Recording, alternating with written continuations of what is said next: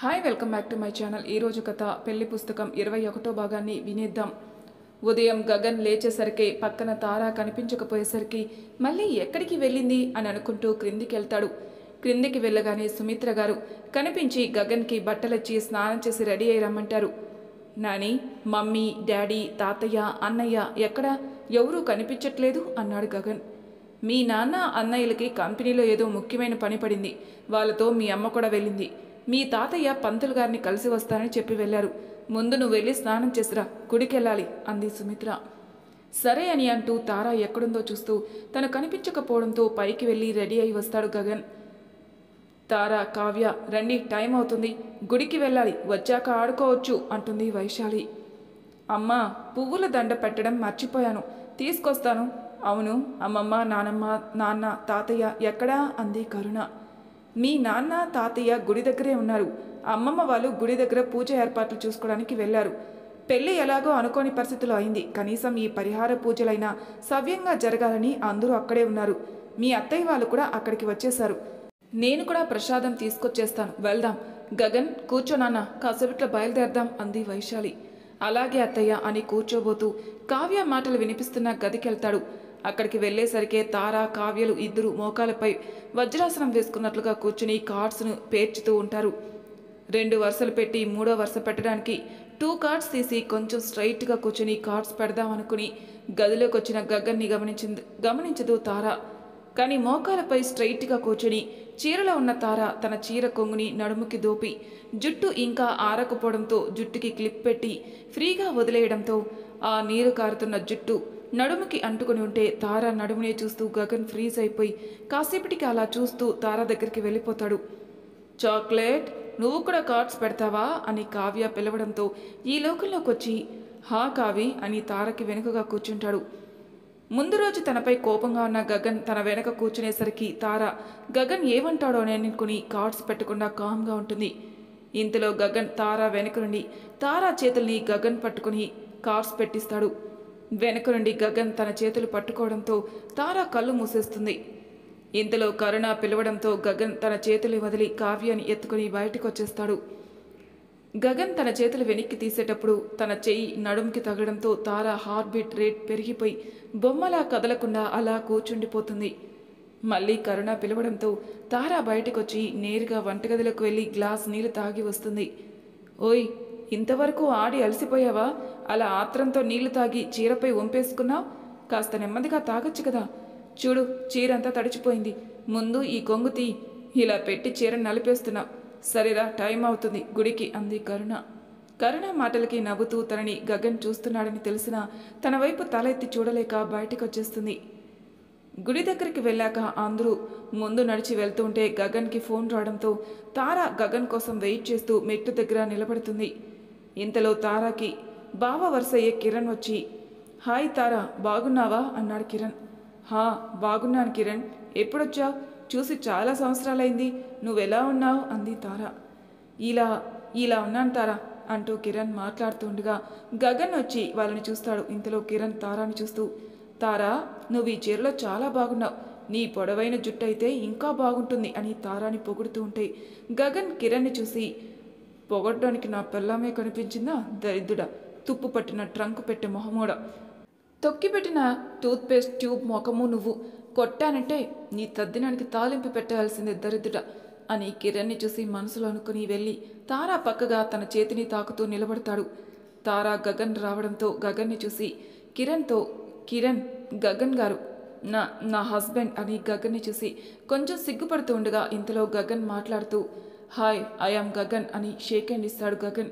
తారా చెప్పిన మాటలకి గగన్ ఫేస్ చూసి షాక్తో రాణి నవ్వు తెచ్చిపెట్టుకుని నమస్తే చెప్పి వెళ్ళిపోతాడు. ఈడియట్, షేక్ హ్యాండ్ ఇచ్చుంటే బాడీ మొత్తం షేక్ అయ్యేలా చేసేవాని, లక్కీ ఫెలో అని కిరణ్ అని తారతో వెళ్దామా అంటూ చేయి పట్టుకుంటాడు. గగన్ తనతో మళ్ళీ మాట్లాడుతున్నాడన్న హ్యాపీనెస్తో గగన్ వెంట నడుస్తూ ఇద్దరు గుడిలోకి వెళ్తారు. వీళ్ళిద్దరూ రావడంతో పంతులు గారు అందరి పేర్లతో అర్చన చేయించి సుమిత్ర గారి ద్వారా పెద్ద పంతులు గారు చెప్పిన విధంగా పంతులు గారు తార గగన్ల చేత పరిహార పూజలు మొదలు పెడతారు. ముందుగా తార గగన్లను ఏరుకు వెళ్ళి స్నానం చేసి శుచిగా నీళ్లు తీసుకురండమని చెప్తారు పంతులు గారు. ఆ మాట వినగానే విశ్వనాథ్ గారు పంతులు గారి వైపు చూడడంతో నాకు తెలుసు విశ్వనాథ, తారాని చిన్నప్పటి నుంచి చూస్తున్నాను. అలాగే నాకంతా తెలుసు, గుర్తుంది కూడా. కానీ పూజలో భాగంగా నీటిని వీళ్ళిద్దరూ మాత్రమే వెళ్ళి తీసుకురావాలి. అందున తారా చేతులతోనే తీసుకురావాలి, తప్పదు. కానీ నాపై నమ్మకం ఉంచు. పంతులు గారు సుమిత్ర గారికి చెప్పే ఉంటారు, అబ్బాయి తోడు ఉండగా తారాకి ఏ భయం బాధ ఉండవు, అన్నీ క్రమంగా దూరం అయిపోతాయి అని. తారా గగన్ని వెళ్ళమని ఒక చిన్న మట్టి కుండ ఇస్తారు. తారాకి ఏరు దగ్గరికి వెళ్ళేసరికి రమ్య వాళ్ళ అమ్మగారు గుర్తుకొచ్చి భయంతో వాతావరణం చల్లగా ఉన్న చెమటలు పట్టేసి మెల్లగా నడుస్తూ ఉంది. తారా పరిస్థితిని అర్థం చేసుకుని గగన్ తన చేతిని పట్టుకుని తీసుకుని వెళ్తాడు. నీటిలో అడుగు పెట్టకుండా ఆలోచిస్తున్న తారని చూసి తారా చెంపపై చెయ్యి వేసి తన వైపుకి తిప్పి, తారా, ఏ ప్రాబ్లం అయినా మనం భయపడుతూ ఉంటే ఇంకా ఎక్కువగా భయపెడుతూనే ఉంటుంది. ఎప్పుడో ఏదో జరిగిందని నువ్వు ఇలా భయపడ్డంలో అర్థం లేదు. నీతో నేనున్నానుగా, రా అంటూ తీసుకెళ్ళి 3 మునకలు వేసి కుండతో నీళ్లు తీసుకుని వస్తూ ఉంటారు. ఇంతలో చీర తడిగా ఉండడం, కుచ్చిళ్ళు కాళ్ళకి అడ్డుపడడంతో ఎండకు మెట్లపై కాళ్ళు మండుతూ ఉంటే తారా నడవలేక కుండలో నీళ్లు క్రింద పడుతూ ఉంటే ఇంకా పైకి వెళ్లేసరికి కుండలో నీళ్లు అయిపోతాయేమో అనుకుని గగన్ తారాని ఎత్తుకుని తీసుకెళ్తాడు. అందరూ తారాని గగన్ అలా ఎత్తుకుని తీసుకెళ్లడంతో అందరూ ముసిముసి నవ్వులు నవ్వుకుంటూ ఉంటారు. గగన్ గారు, నేను నడుస్తాను అంది తారా. ష్, మాట్లాడొద్దు అన్నాడు గగన్. గగన్ గారు, అందరూ మనల్ని చూసి నవ్వుతున్నారు, ఇది పల్లెటూరు అందరూ అంటూ ఉంది తారా. తారా, నేను ఎత్తుకుంది నా వైఫ్నే, నాకేం ప్రాబ్లం లేదు, నీకేమైనా ఇబ్బందిగా అనిపిస్తుందా అని గగన్ అనడంతో తారా కామ్ అయిపోతుంది. గుడిలోకి వెళ్ళాక అమ్మగారి విగ్రహంకి ఆ నీళ్లతో అభిషేకం చేయించి దీపంని వెలిగించమని చెప్పి పసుపు కుంకుమ పువ్వులతో పూజ చేయించి హోమం చేయడానికి రెడీ అయి రండని పంతులు గారు హోమంకి ఏర్పాట్లు చేస్తూ ఉంటారు. అలాగే మిగతా వారంతా ఒకవైపు తారా గగన్ల తరపున ఊరి మొత్తానికి అన్నదానం ఏర్పాట్లు చేస్తూ ఉంటారు. ఇంకొక వైపు పేదలకి వస్త్రదానం ఏర్పాట్లు కూడా చూసుకుంటారు. తారా గగన్ ఇద్దరు డ్రెస్ చేంజ్ చేయడానికి ఇంటికి వెళ్తారు. రాజేశ్వరి గారు వచ్చేటప్పుడే గగన్కి బట్టలు తేవడంతో తన డ్రెస్ చేంజ్ చేసుకుని హాల్లో కూర్చుని తారా కోసం వెయిట్ చేస్తూ ఉంటాడు. వికాస్ పెళ్లికి వచ్చినప్పుడు తారా చాలా తొందరగా రెడీ అయి వచ్చేసింది. ఇప్పుడేంటి ఇంకా రాలేదు అనుకుని గగన్ తారా గదికి వెళ్తాడు.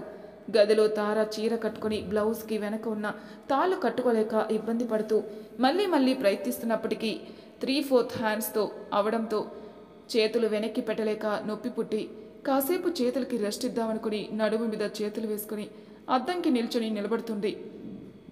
గగన్ రావడంతో సరిగా నిలబడుతుంది.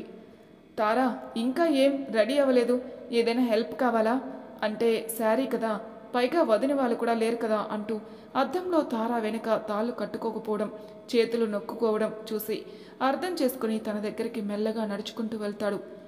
పొద్దున తగిలిన షాక్ నుంచే పూర్తిగా తేరుకోలేని తారాకి గగన్ దగ్గరగా వస్తుండడంతో, గగన్ గారు 5 నిమిషాల్లో రెడీ అయి వచ్చేస్తాను, మీరు కాసేపు వెయిట్ చేయండి అని పూర్తిగా చెప్పేలోపే గగన్ తారా వెనకకి చేతులు పెట్టి తాళ్ళు తీసుకుంటాడు. గగన్ చేతులు తగలడంతో తారా గగన్కి దూరంగా జరుగుతుంది. కానీ గగన్ తారా ముందుకి దగ్గరగా వెళ్ళి తారా మెడ పక్కకు వంగి కడుతూ ఉంటాడు. గగన్ ఊపిరి తారా మెడకి తగులుతుంటే తారాకి పూర్తిగా చెమటలు పట్టేస్తూ ఉంటే తారా పరిస్థితి అర్థం చేసుకొని గగన్ దూరంగా జరిగి ఇంకా ఏమైనా కావాలా అని అడుగుతాడు. ఏంటి అంది తారా. అదే, ఇంకేమైనా హెల్ప్ కావాలా అని అడుగుతున్నాను. ఎందుకు నర్వస్గా ఫీల్ అవుతున్నావు? ఫ్యాన్ కూడా వేసుకోలేదెందుకు? చూడు నీకెంతగా చెమట పడుతుందో అని ఫ్యాన్ స్విచ్ ఆన్ చేసి బెడ్పై కూర్చొని ఫోన్ చూసుకుంటూ ఉంటాడు.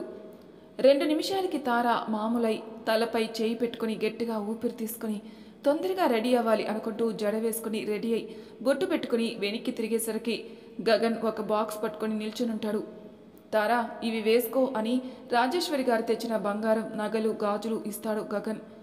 నగలన్నీ వేసుకున్నాక గాజులు వేసుకుంటూ ఉండగా విష్ణు ఫోన్ చేసి తొందరగా రమ్మని చెప్పడంతో గగన్ వెళ్ళి తారా చేతిలో గాజులు తీసుకుని మెల్లగా ఒక్కొక్కటి తారాకి వేస్తూ ఉంటే గగన్నే చూస్తూ ఉండిపోతుంది. గగన్ తననే చూస్తున్న తారని చూసి ఏంటి అని కనుబొమ్మలు ఎగరేస్తూ తారని చూస్తూ ఉంటే ఏం లేదు అని చెప్పి తల దించేసుకుని గగన్తో పాటుగా మెల్లగా నడుచుకుంటూ ఇంటి నుంచి గుడికి వస్తుంది. గుడికి వచ్చేసరికి హోమం చేయడానికి కావాల్సిన ఏర్పాట్లు చేస్తుండడంతో తారా గగన్లు ఇద్దరు కూర్చుని పంతులు గారు చెప్పినట్లుగా చేస్తూ ఉంటారు. పూజ పూర్తయిన తర్వాత అక్కడే ప్రసాదం తీసుకుని అన్ని పనులు చేసుకుని సాయంత్రంకి ఇంటికొచ్చేస్తారు. అక్క, ఇన్ని పువ్వులెందుకు? నాకొద్దు, ఎన్నిసార్లు చెప్పాలి, తీసేయ్ అంటుంది తారా. తింగరి ప్రశ్నలు వేసి పిచ్చిగా మాట్లాడవంటే డిప్ప పగులుతుంది. అమ్మా ఒకసారి రా అంది కరుణ. అబ్బా ఎందుకే ఆ అరుపులు, మెల్లగా కామ్గా రెడీ చేయి అంది వైశాలి. అమ్మా నా వల్ల కాదు, ఈ తింగరి దానికి ఆన్సర్ చేస్తూ రెడీ చేయటం నా వల్ల కాదు, వెళ్ళు పాలు తీసుకొనిరా అంది కరుణ. అమ్మా కరుణ శాంతంగా ఉండు, చిన్న పిల్ల కదా, తనకేం తెలుసు. తారా తల్లి నువ్వు ఈ పాలు తీసుకోరా అంది సుమిత్ర. అమ్మమ్మ నాకు పాలు వద్దు అంది తార. అబ్బా పిచ్చి పిల్ల, ఇది నీకు మాత్రమే కాదు. ఒక విషయం చెప్పు, ఇవన్నీ ఎందుకు చేస్తున్నామో ఐడియా ఉంది కదా నీకు అంది కరుణ. అంది తార. అమ్మయ్య బ్రతికించావు, ఇంక పద గదిలోకి వెళ్ళు అంది కరుణ. అక్క అంది తార. ఇంకొక మాట మాట్లాడకు, వెళ్ళు అని కరుణ తారని గదిలోకి పంపించేసి అందరూ క్రిందికొచ్చేస్తారు. క్రిందికొచ్చాక అందరూ తారని తలుచుకుని చిన్నగా నవ్వుకుంటారు. తారా పట్టీల శబ్దం విని గగన్ తల పైకెత్తి ఫోన్ పక్కన పెట్టి తారాని చూస్తూ ఉంటాడు. తారా టెన్షన్ పడుతూ చెమట తుడుచుకుంటూ గగన్ దగ్గరికి వెళ్ళి పాలిస్తుంది. గగన్ నవ్వుతూ పాలు తాగేసి రిలాక్స్గా హాయిగా నిద్రపోతారా, గుడ్ నైట్ అని చెప్పి తారాని కూడా పడుకోమని చెప్పి లైట్ ఆఫ్ చేస్తాడు. కానీ తారాకి నిద్ర పట్టక పువ్వులు గుచ్చుకోవడంతో పువ్వులు నగలు తీసేసి పడుకుంటుంది. వడ్డానం తీయడం మర్చిపోయి మళ్ళీ లేచి తీసేసి అద్దం దగ్గర పెట్టేసి వస్తూ ఉండగా మంచం తన్నేసుకోవడంతో గగన్ లైట్ వేసి తారా దగ్గరికి వెళ్ళి తన కాలు చూస్తాడు. కాలుని తాకబోతుండగా తారా లేచి, గగన్ గారు ఏం చేస్తున్నారు అంది తార. నీకేమైందో చూద్దామని అని అనేసరికి రమ్య ఉదయం గుడిలో కలిసి గగన్ తన భర్త కావటం అదృష్టమని చెప్పిన మాట గుర్తు తెచ్చుకొని చిన్నగా స్మైల్ చేస్తూ, గగన్ గారు నాపై కోపం లేదు కదా అని అడుగుతుంది. తార చెంపపై చేతిని పెట్టి తన బుగ్గని మెల్లగా నిమురుతూ, ఇంకా నొప్పిగా ఉందా అని గగన్ అడుగుతాడు. నొప్పిగా లేదు కానీ అంది తార. ఎందుకు కొట్టాననే డౌట్ ఉంది కదా అని అడిగాడు గగన్. తార నవ్వుతూ చూస్తూ ఉంది. నువ్వలా చెప్పకుండా వెళ్ళిపోయేసరికి నీకేమవుతుందో అనే భయం, బాధ. ఆ రాహుల్ అలా చేయబోయాడన్న కోపం, వాడు అనుకున్నట్లుగా చేస్తే నువ్వు నాకు అంటూ ఆగిపోతాడు గగన్. గగన్ గారు ఇంకెప్పుడు ఇలా చేయను ప్రామిస్ అని నీళ్ళతో తార చెప్పేసరికి గగన్ నవ్వుతూ తారాని హక్ చేసుకుంటాడు. తారాని హక్ చేసుకున్న కొన్ని సెకండ్లకే ఇలా హక్ చేసుకున్నానేంటి, తార ఏమనుకుంటుందో ఏమో అని గగన్ తారాని వదిలేసి బెడ్పై పడుకొని తార కూడా వచ్చి పడుకోగానే లైట్ ఆఫ్ చేసేస్తాడు. పడుకున్నాక నిద్ర రాక ఇద్దరు ఏవో ఆలోచించుకుంటూ మొత్తానికి అన్ని సమస్యలు దూరం అయిపోయాయని అనుకుంటూ ఎప్పటికో నిద్రపోతారు. పొద్దున గగన్ నిద్రలేచి జాగింగ్ చేయడానికి బయటికి వెళ్తాడు. తారా కూడా కొంత సమయం తర్వాత నిద్రలేచి ఫ్రెష్ అయి క్రిందికి వెళ్ళిపోతుంది.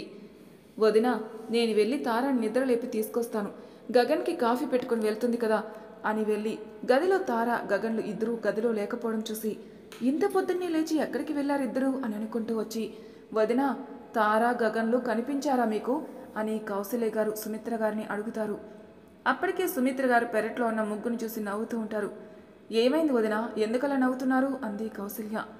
ఈ ముగ్గు చూడ్డానికి చాలా బాగుంది కానీ ఏ ముగ్గు అర్థం కావట్లేదు, అందుకే నవ్వుతున్నాను అంది సుమిత్ర.